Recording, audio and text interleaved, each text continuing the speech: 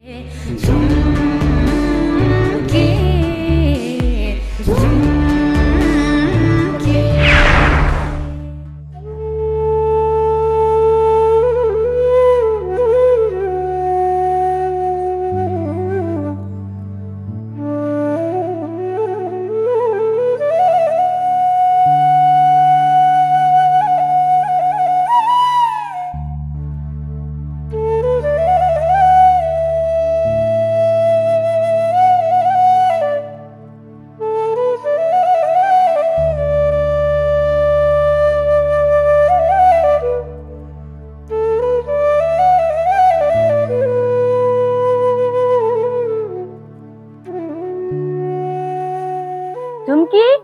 झुम्की अहिलेसम्म उठे छैन कि क्या हो?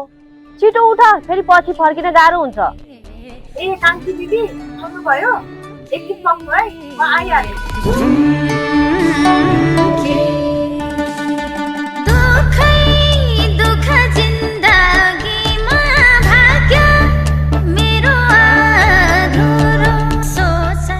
झुम्की कस्तो राम्री देखे कि।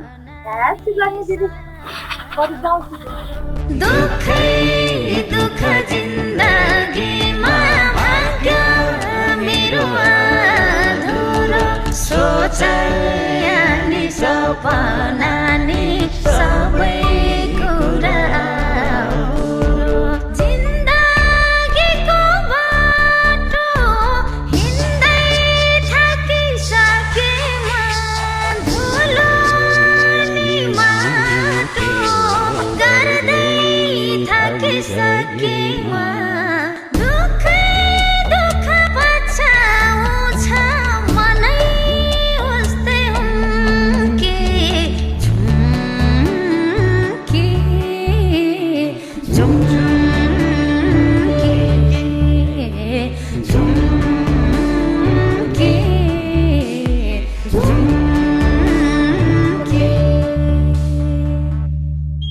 हामी कहिलेसम्म यसरी उकाली ओह्राली गर्ने होला है कान्छी दिदी? सहरमा बस्ने मान्छेहरू कति भाग्य मानी है, घर घरमा मिटिङ हुन्छन् रे। हाम्रो त्यस्तो दिन कहिले आउने होला खै? हाम्रो गाउँमा पनि आउला नि दिदी, सधैँ यस्तै नराम्रो त नहोला। खै र झुम्की, यस्तो दिन कहिले आउने हो? कहाँ दाउरा गर्दा गर्दै त्यस्तै भाँचिन लाग्यो। हाम्रै बाउलाई हेर न, कपाल फुलेर त्यस्तै भइसक्यो। अब त एकमुठी सास त हो, कुन बेला के हुन्छ थाहै हुँदैन। हेर्नु कान्छी दिदी, हामी जस्तो गरिबको कुरा सुन्ने को पो छ र? तर आशा छ एक न एक दिन कसो नहोला र। यस्तै कुरा छोडौँ, जङ्गलमा आइसक्यो, जाउँ बरु घर फर्कौँ।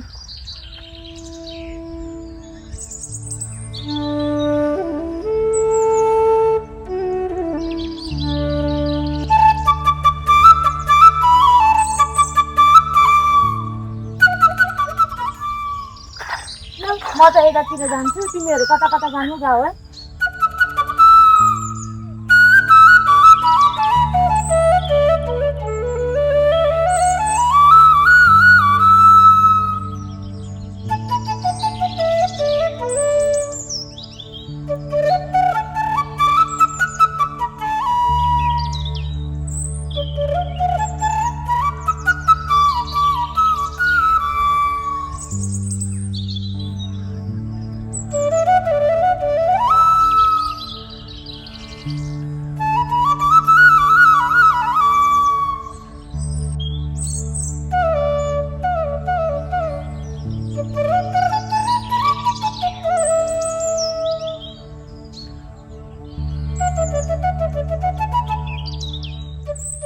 ओए झुम्की, तेरो भारी पुग्यो।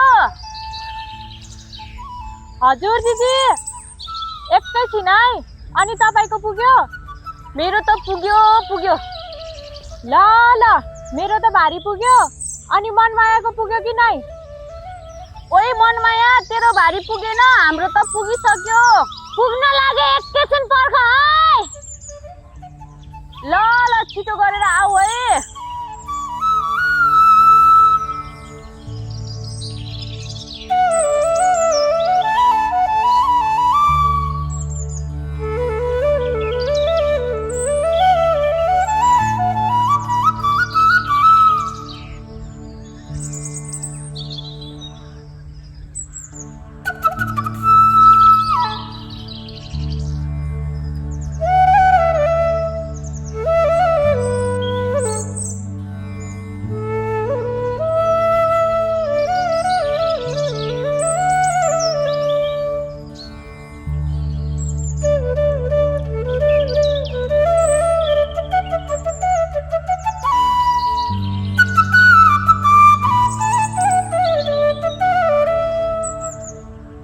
त्यो मनमायाले कति ढिला गरे कि ओह आइसक्यो त आउँदै थिए त आउँदा आउँदै ढिलो भइहाल्यो कति हतार गर्छ जाउँ न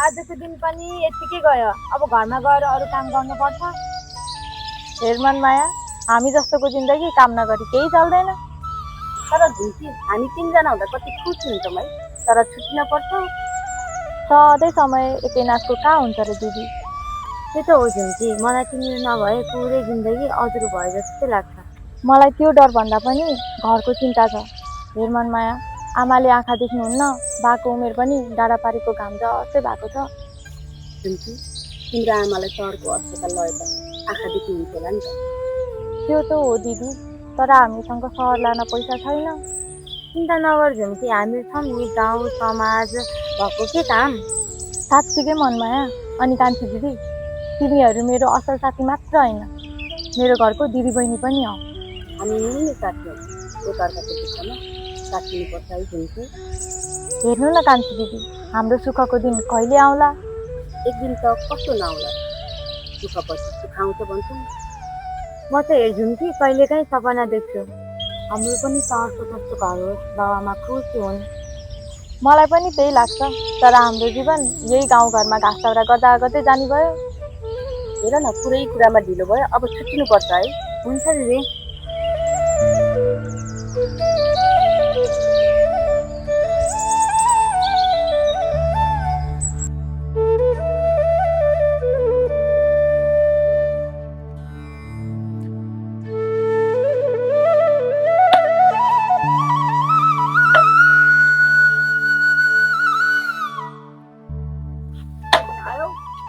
बा आए तर जङ्गलमा घाँस केही पाइएन तिमी आयौ तिमी आएको त म खुट्टाको चालै थाहा पाउँछु नि म आँखा नदेख्ने पो हो त यहाँ आमा हजुरलाई कति भन्नु काम नगर्नु भनेर म आएपछि गरिहाल्छु नि मैले अहिले भनेको यदि दाउरा तिरिसकेर म गर्छु भनेको मान्नै मान्दिन बा तपाईँहरू दुईजना त मेरो संसार हो नि छोरी तिमी त हामीलाई भगवानले दिएको सारा हो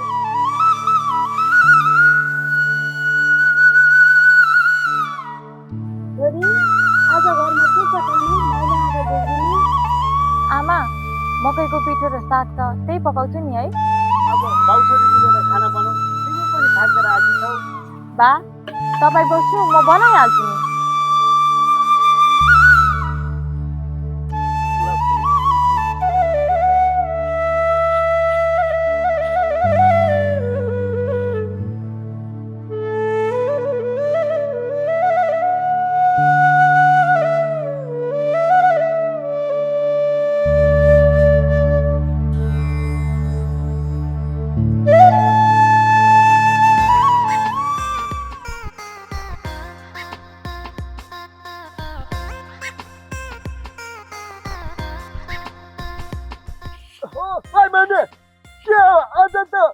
आफूभन्दा ठुलो त घाँसको बारी बोक्या छ त अनि बारी बोक्या कि दुःख बोक्या काम छैन घोप्टेतिर मान्छे भारी बोकेर आएको बेला मजा गर्छस् म पनि थाकेको छु मनमा काम खोज्न गएको कामै पाइएन भने यस्तो भोक लागिरहेछ कि दिदीले खाना गरी नै तँलाई त काम गर्न भन्दा पनि बढी गफ गर्न मन पर्छ होइन र मलाई काम भन्दा पनि तिमीलाई भेट्न मन लाग्छ फेरि सुरु गरिस् होइन तेरो नाटक त जस्तो आवाराको पछि लागेको देख्यो भने गाउँलेले के भन्छ गाउँलेले जे भने पनि मलाई मतलब छैन म मनमायालाई मन पराउँछु त्यति कुरा थाहा छ राम्रो विचार हो घोप्टे तेरो बाटो बाटोमा यस्तै कुरा गर्दै हिँड्ने त्यो बाटोले हाम्रो कुरा सुन्छ बाटोले त हाम्रो कुरा सुन्दैन तर गाउँलेले सुन्छ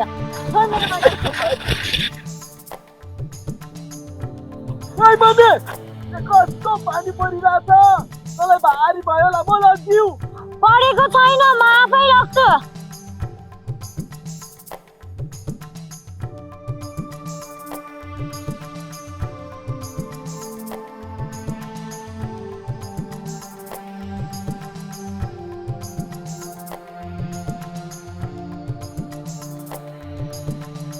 ओइ झुम्की काका घरमै छन् घरमै छन् भोके दाइ किन र तल खोलामा ढुङ्गा बोक्न जानुपर्ने ठेकेदारले भोलि बिहानै आउनु भनेको छ खाजा र खाना त्यही दिन्छु भनेको छ त्यही भएर जानु न जानु घरमै छन् हस्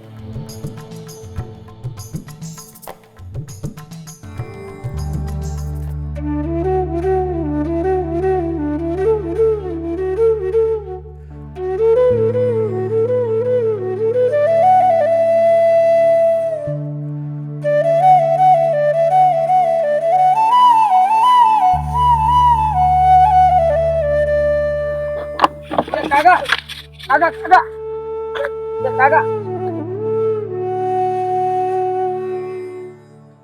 बोक्दे साथसाथको त्यो ठेकेदारलाई गएर पैसा मागेर ल म काकालाई घर लिएर जान्छु है हो सुन छिटो जा काका आमा ए आमा खाना पाक्यो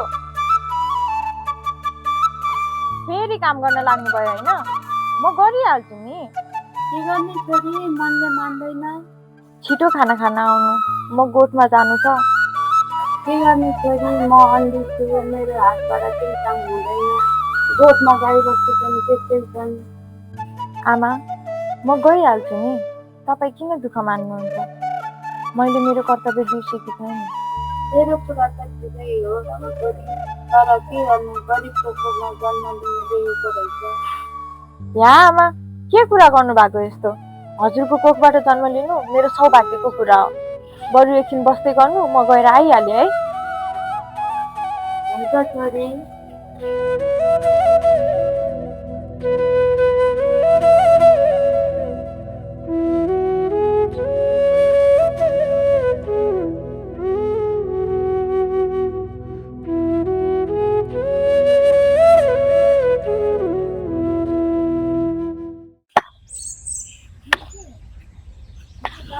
साह्रै ज्यान्जा लाग्छ के मनमाया बिहानदेखि काम गर्नुपर्छ फेरि मेरो त हेर्न घरमा आमा पनि आँखा नदेख्ने बा पनि काममा जानु भएको होला फेरि घर गएर धेरै काम गर्नुपर्छ कहिलेकाहीँ त यस्तो लाग्छ कि हामी जस्तो गरिबको जिन्दगी दुःख नै हो आमाले भनेको अझै पनि याद छ हेरिदिन्छु पढाइ घर खानु भनेको हस्टेलाको मासु खाए जस्तै हो रे मेरो पनि त्यही हो स्कुल छोड्नु पर्यो हेर मनमाया अब त मलाई सपना देख्न पनि डर पो लाग्छ तर झिन्की हार मान्नु हुँदैन एक न एक दिन हाम्रो नि पालो आउँछ नि आउँछ मनमाया आउँछ एक दिन त कसो नआउला र आउँछ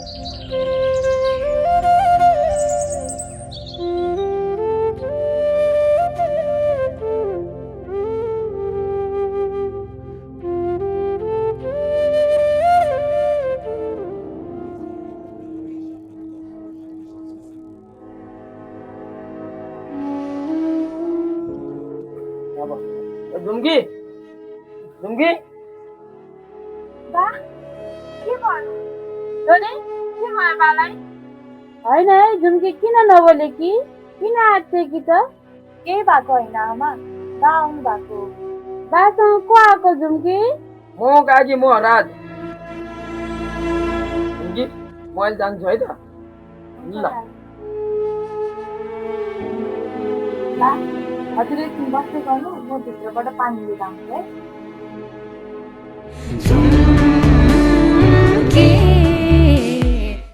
तिमी उता गएता जन्त डाँडा छ बिरानो नसम्झ खोप्टे गाडा छ बुक्कुम बुक्कुम ओ भाइ ओ भाइ ओ भाइ सुन्न भनेको आई बन्दै ओइ दिदी यस्तो जोल्ने किन हाने अनि बोलाएको चाहिँ किन सुन्दैन मलाई थाहा छैन म एउटा कान कम सुन्छु भनेर ए साँच्चै है तँले सानैदेखिबाट कान कम सुन्छस् है कुन कान अरे यो कान के यो खै सुन भाइ म दाउरा लिन जङ्गल जाँदैछु त चाहिँ बाख्रा चराउन जा है त्यो कुरा यति जोडले भन्नुपर्छ ल ल म गइहाल्छु खानै खुनी गरी जा।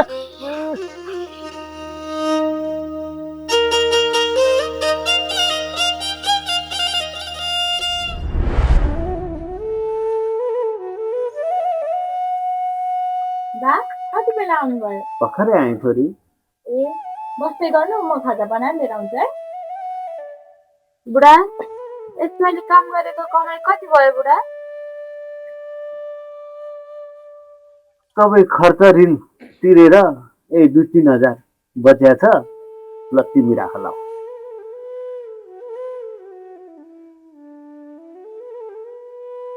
पर्दैन यो पैसा तपाईँ नराख्नु पछिलाई काम लाग्छ। बुढी तिमीलाई थाहा छ नि पहिला हाम्रो गाउँमा आँखा शिविर आउँदाखेरि तिमीलाई सर्लो र उपचार गराए फेरि तिमी आँखा देख्छौ नि। मलाई आँध्यारो र उज्यालोको के नै फरक पर्छ र बरु यो पैसा छोरीको भविष्यको लागि राखौँ।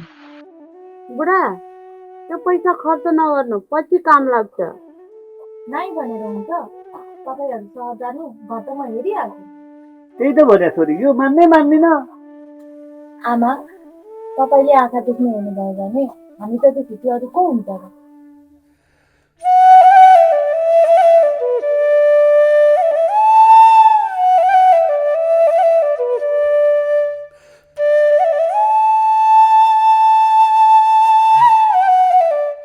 छोरी तिमी बस्दै गर म एकचोटि गोठ पुगेर आइहाल्छु।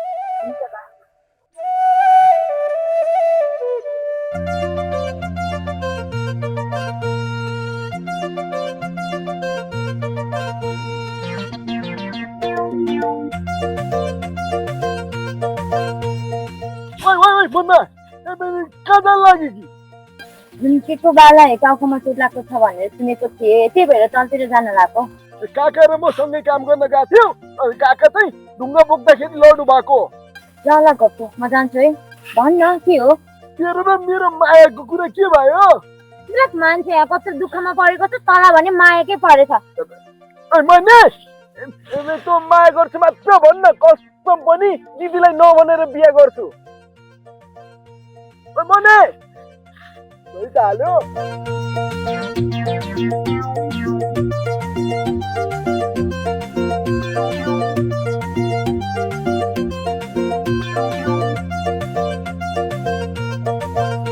बाख्रा पनि कहाँ गए?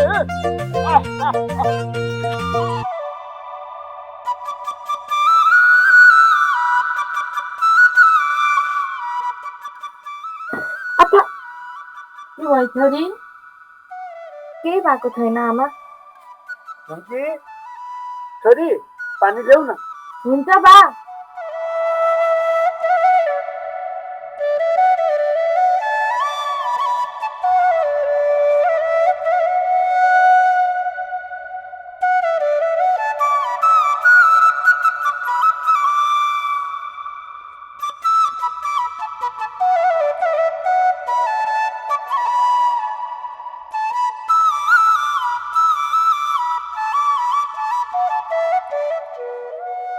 छोरी म पकाउँछु छोरा। पर्दैन बा, हजुर आराम गर्नु, म पकाइहाल्छु नि।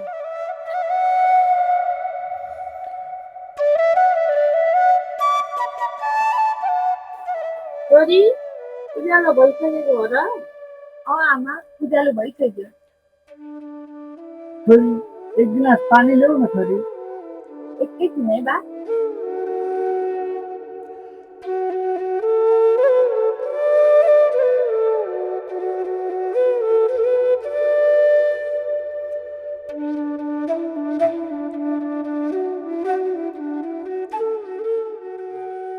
छोरी मलाई कति दुःख छ है? आमा केही दुःख छैन मलाई, म त बस बालाई काममा सहयोग गर्न चाहन्छु। परेको छैन छोरी मलाई सहयोग गर्नु। म बाँचुन्जेल म आफै गरिहाल्छु नि। बा म छोरा भएको भए पनि यही गर्थेँ, तर छोरी हुँ। छोरी भए पनि म हजुरलाई छोराले जस्तै गरेर पाल्छु। छोरी त हाम्रो छोरा नै हो, बुढेसकालको सहारा नै तै हो नि। के गर्ने एक न एक दिन पढाइ घर जानै पर्छ छोरी। हे जादिनँ म। बरु म एकछिन गोठमा गएर आउँछु।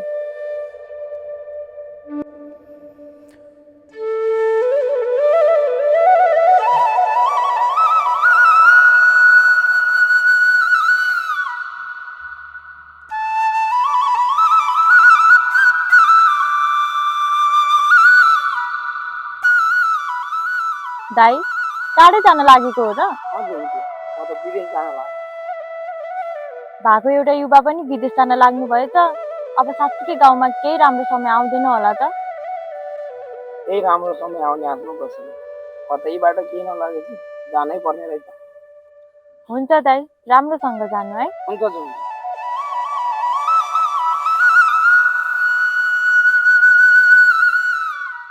ओइ झुम्की, हाम्रो घरतिर पनि जा है। अनि बाआमालाई नरुनु भन्दे, पिच्चै फर्केर आउने छु। घरको छानो पनि फेर्छ भन्दे है। हुन्छ दाई, केही पिर नमानी जानु, यता हामी छौँ।